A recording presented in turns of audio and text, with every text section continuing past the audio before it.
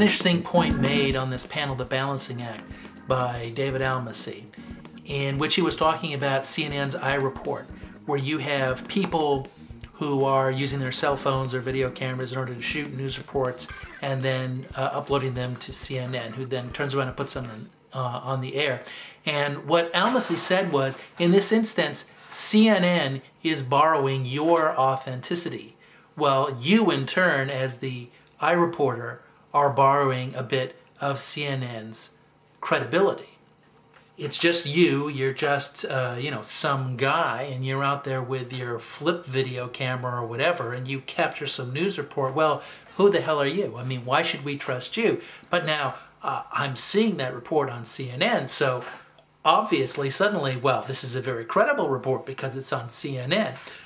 But then again, it sort of loops back around, which is, well, you know, what the hell? It's CNN, this huge, giant conglomerate. But look, it's some guy with this flip video camera who's uploaded this report on the site just as it happens, and so there's a kind of loop feed around. And this feeds into a notion that was brought up on a couple of different panels.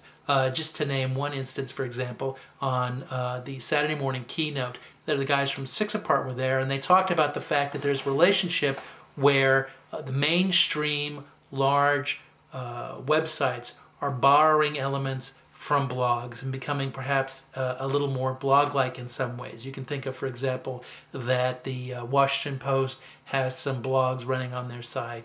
New York Times has some blogs running on their site these are blogs by their reporters or op-ed people. But then conversely, there are blogs that are beginning to have some elements in them and starting to look more like big mainstream news websites. And this really goes to the point that, you know, it always has been a relationship between this mainstream media on one side and the online world on the other side, where they're borrowing from each other, okay? You know, the New York Times writes a story and then 1,000 bloggers all link to it and make commentary, okay? So in that case, quite frankly, everybody's getting a little something out of that deal, okay? And this idea that one is going to triumph over the other is kind of ridiculous, I think.